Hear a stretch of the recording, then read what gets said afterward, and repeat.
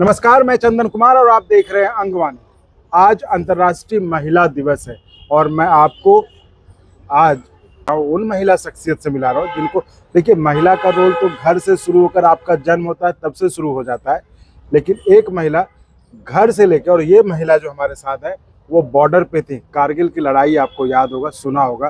कारगिल की लड़ाई में मैडम मोर्चे पर थी। हमारे साथ हैं कारगिल वार में मोर्चे पर मौजूद रही, फौज को मेडिकल सहायता दे रही मेजर डॉक्टर प्राची गर्ग साहब। मैम, स्वागत है आपका अंगवानी पर। नमस्ते दर्शकों। आज वुमेन्स डे है, क्या संदेश है आपका देश की महिलाओं के लिए? देखिए, मेरा मानना ये है, हमें अंतर्राष्ट्रीय महिला दिवस पर ही नहीं सीमित होना चाहिए। वुमेन एक नारी शक्ति है, मतलब जैसे हमारे प्रकृति का प्रतीक स्त्री है और प्रकृति शक्ति है, तो women should rise and shine every day. तो एक दिन ना सीमित होकर हम हर दिन अपने व्यक्तित्व को निखारें, ये मेरा मानना है। नारी किसी से कम नहीं है। जैसे हम एक दो फ्रूट्स को कंपेयर नहीं कर सकते, अगर आपको सेब को कंपेयर सेब से ही कर सकते हैं, सेब को संतरे से कंपेयर नहीं कर सकते, उसी तरीके से हम स्त्री और पुरुष को अलग अलग कंपेयर नहीं कर सकते। स्त्री कभी भी पुरुष की तुलना नहीं हो सकती उससे। स्त्री स्त्री है, पुरुष पुरुष है, दोनों अपने आप में डिफरेंट एंटिटीज़ हैं। तो इसलिए हम समानता की बात ना करें, हम अपने व्यक्तित्व को ऊंचा बनाएं और अपने व्यक्तित्व को नारी के व्यक्तित्व तक ही सीमित रहने दें, ऐसा मेरा मानना है।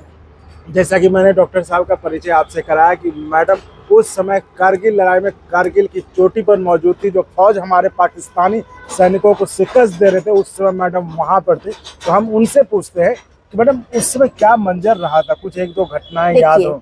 उस समय मैं अकेले महिला अधिकारी थी 8 माउंटेन डिवीजन के साथ में। अकेली महिला अधिकारी जी, जिसने भूमिका एक बहुत महत्वपूर्ण भूमिका निभाई थी कारगिल युद्ध में। 8 माउंटेन डिवीजन की आर्टिलरी ब्रिगेड जो सारी तोपों को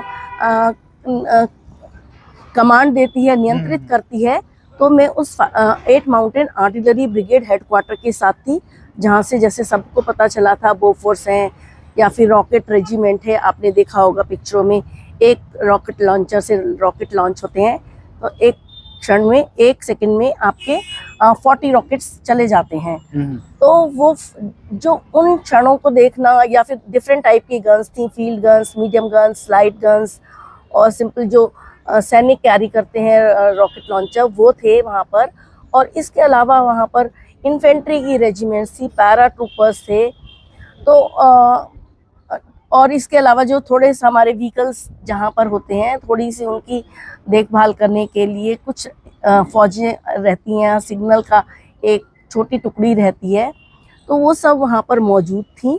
पर मेनली जो हमारा रोल था, जो आमने सामने की लड़ाई होती है, वो नहीं था।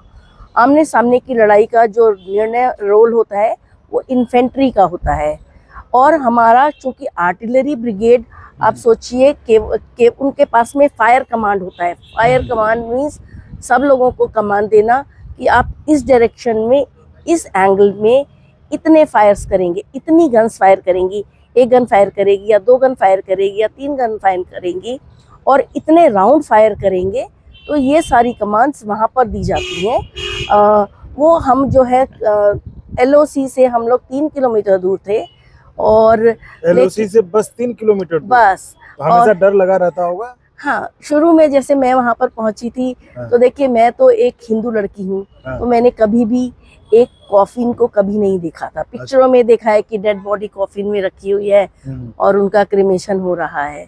तो जब हमारा 8 आर्टिलरी ब्रिगेड हेडक्वार्टर और उनके ट्रूप्स मूव करके आगे द्रास सेक्टर में गए थे, तो वहाँ पर मैंने जो हमारा सिग्नल ऑफिसर था, उसको एक ऐसे स्ट्रक्चर के ऊपर देखा जो जिसकी ऐसे मेहराबदार था स्ट्रक्चर।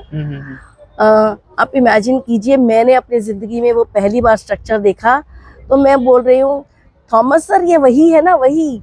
अब वो कॉफिन वर्ड मेरे मुंह से नहीं निकल रहा है। मतलब एक शॉक्ड जैसी चीज़ में रह गई कि ये एक हमारा सेना का अधिकारी है, मेजर थॉमस, उस कॉफिन के जैसे स्ट्रक्चर के ऊपर बैठे हुए हैं। तो मेजर थॉमस मुझे आराम से कहते हैं, हाँ प्राची, ये वही है जो तुम सोच रही हो। तो आप सोचिए, आपका सबसे पहली बार एक बैटलफील्ड में साक्षात्कार हो तो एक कॉफिन से ही हो जाए, तो आपको शायद कैसा लगेगा। उससे हो सकता है मुझे ज़्यादा अजीब लगा हो सकता है मुझसे ज़्यादा अजीब आपको लगे, पर मैंने पहली बार देखा था। मैं बहुत अचंभित थी कि इस तरीके का मंजर भी शायद हमें देखने को मिलेगा, क्योंकि डॉक्टरी के प्रोफेशन में हम कॉफिन नहीं सोचते हैं। हम डेड बॉडी को हमारे यहाँ से लेकर लोग जाते हैं, पर वो एक कपड़े में लपेट कर ले जाते हैं। तो कुछ वैसा चीज़ें देखने को मिली। उसके अलावा हम लोग वहाँ पर रहते थे तो फायर मतलब हम एनिमी, क्योंकि शेलिंग होती थी, जो बड़ा जैसे यहाँ पर बुलेट होती है गन की, ऐसे ही जो हमारी तोपें होती हैं उनको भी हम गन्स कहते हैं, but they are bigger guns. तो उनकी जो गोली होती है उसको शेल कहते हैं। तो जब क्लोज कॉम्बैट होती है तो गोली से इंजरी होती है, और जब हमारे एरिया में गन फायर होता है तो उसका जब शेल गिरता है तो इंजरी शेल के स्प्लिंटर से होती है, जो मतलब टुकड़े टुकड़े हो जाते हैं। और जैसे आप सोचिए, कांच अगर गिरता है तो उसके कांच के टूटने से जो किरचें होती हैं और टुकड़े होते हैं, वो उनकी कोई आकृति नहीं होती, कुछ भी हो सकती है, और वो बहुत शार्प होते हैं। तो अगर मान लीजिए आप किसी बॉटल को या कांच को आपके शरीर में लगे तो आपको ज़्यादा इंजरी होगी। उसी तरीके से स्प्लिंटर से जब इंजरी होती है तो वो बहुत ज़्यादा डीपर की कितनी ज़ोर से फटा, जितनी ज़ोर से फटेगा उतनी दूर तक उसकी इंजरी, उतनी दूर तक उसकी मतलब वो आपकी इंजरी रेंज बन जाएगी। तो उस तरीके से वहाँ पर इंजरीज होती हैं। तो मैंने ये सब चीज़ें देखी, और वहाँ पर मैंने जो देखा कि जब हमारे यहाँ पर एक 315 फील्ड रेजिमेंट थी, वहाँ पर गन जब एक गन उस गन एरिया में जो इंजरी हुई तो एक एनिमी शेल गिरा and 40 rockets in one go. 40 मतलब उस 40 जो इंजरीज हुई 40 जवानों की, और उनके जो कमांड कर रहे थे मेजर द्विवेदी की पोस्टिंग आई थी। He was suppose to take over as commanding officer, और वो इंतज़ार कर रहे थे मेरे को दूसरी अपनी जो रेजिमेंट है उसको टेक ओवर करना है एज कमांडिंग ऑफिसर। पर उनकी नियति अलग थी, उनकी नियति थी देश के लिए शहीद होना। तो उसमें उनकी इंजरी हुई और 40 जवान वहाँ पर एकदम आपकी आंखों के सामने जब शहादत लेते हैं तो आपको बहुत दुख लगता है। और चूंकि एक मैं वहाँ पर महिला थी अकेले, तो बहुत से लोग होते हैं, देखिए मरना कोई नहीं चाहता, सबको पता है हमारी मृत्यु हुई है, जिसका जन्म हुआ है वो मृत्यु को प्राप्त होगा, लेकिन अपने से कोई भी मरना नहीं चाहता। तो कभी कभी लोग मुझको कहते थे कि मैडम हमें ऐसा लग रहा है, तो मैं ये बोलती थी आपके पास में इतने सारे लोग हैं शेयर करने के लिए बातें, मेरे पास अकेले हूँ, मैं बहुत सारी चीज़ें शेयर कर सकती हूँ और बहुत बातें नहीं भी शेयर कर सकती। और मैं उनको ये बोलती थी हो सकता है फिजिकली आप मुझसे स्ट्रांग हो, लेकिन मेंटली मैं आपसे ज़्यादा टफर हूँ।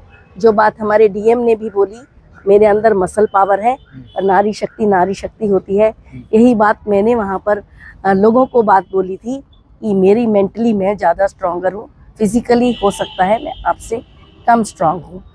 मैडम आप तो चूँकि डॉक्टर थी, देखिए वो एक युद्ध की भूमि थी, वहाँ पर कभी डेड बॉडीज भी आती होंगी, हमारे शहादत जो शहीद हो जाते होंगे जवान, क्योंकि आप लोगों को तो ट्रेंड होते होंगे ना इस तरह से, लेकिन एक कैसा माहौल छा जाता होगा जब हमारे किसी जवान की शहादत की डेड बॉडी आती थी? जी बिल्कुल। देखिए जब हम पेशेंट को देखते हैं और पेशेंट की इलाज करते समय दौरान मृत्यु होती है, या वो घर से ब्रॉड डेड पेशेंट आता है, ब्रॉड डेड बॉडी आती है, तो हमारे भाव एकदम अलग होते हैं। और एकदम हम किसी को देखते हैं अभी जीवित है और एकदम हमारे साथ स्वस्थ है, और आप सोचिए वहाँ पर मैंने ऐसे बॉडी देखी जिसका हेड ही नहीं है। तो आप इमेजिन करिए, मेरे को तो बहुत अजीब लगा था सच में कि उसके घर वाले कैसे उसको एक्सेप्ट करेंगे। अगर मान लीजिए आप मेरी बॉडी के ऊपर सिर नहीं है तो हम कैसे, घर वालों के लिए एक्सेप्टेंस बहुत मुश्किल हो जाती है कि ये मेरे परिवार का सदस्य है। और चूंकि उसकी आइडेंटिटी होती है वहाँ पर हमारे यहाँ पर मार्क्स दिए जाते हैं, एक दो बैजेस होते हैं जो एक आर्म पे मानते हैं और एक छाती में रख के मतलब गले में पहनते हैं। वही पहचान होती है आपकी। एंड अगर आपका कोई बॉडी मार्क है जो बहुत ऑब्वियस है तो हो जाती है, मार्क अगर गवर्नमेंट डॉक्यूमेंट्स में जो रिकॉर्डेड होता है। और उस जो बैज होता है उसके ऊपर आपका नाम नहीं लिखा होता, उसके ऊपर केवल आपका आर्मी नंबर लिखा होता है और आपका रिलीजन लिखा होता है। अच्छा। वो इसलिए होता है, आर्मी नंबर आपकी आइडेंटिटी है, ताकि वो रिकॉर्ड्स में जाएगा तो उस नंबर से आपकी पहचान हो जाएगी। और रिलीजन इसलिए लिखा होता है, मान लीजिए आप दुश्मन के क्षेत्र में जाकर आपको की मृत्यु होती है, आप शहादत को प्राप्त होते हैं, तो आपका अंतिम संस्कार आपके उस रिलीजन के हिसाब से किया जाना चाहिए एज पर द कन्वेंशन। पर वो आपकी नियति है, क्या आपके भविष्य में लिखा है, आपके भाग्य में क्या लिखा है। पर नॉर्म्स यही कहते हैं, केवल आर्मी नंबर या मतलब जो भी डिफेंस नंबर और आपका रिलीजन। तो बहुत बहुत धन्यवाद मेजर डॉक्टर प्राची मैम, आपने हमें वो चीज़ें बताई जो कि हम में से कई आप नहीं होंगे कारगिल में, उस लड़ाई के मोर्चे पर उस समय कैसे क्या भयावह माहौल होता था, क्या मंजर होता था एक कैंप में जब किसी जवान की डेड बॉडी आती थी, शहादत वाली बॉडी आती थी। तो बहुत बहुत धन्यवाद मैम हमसे बातें करने के लिए, और आपको एक बार फिर से अंतर्राष्ट्रीय महिला दिवस की शुभकामनाएं। जय हिंद, जय भारत, धन्यवाद। और अगर आपको अच्छा लगा तो एक बार और आपको मैं कहना चाहूँगा कि आप इसको प्लीज़ सब्सक्राइब और शेयर करते रहें ताकि हमारा भी मनोबल और सपोर्ट बना रहे।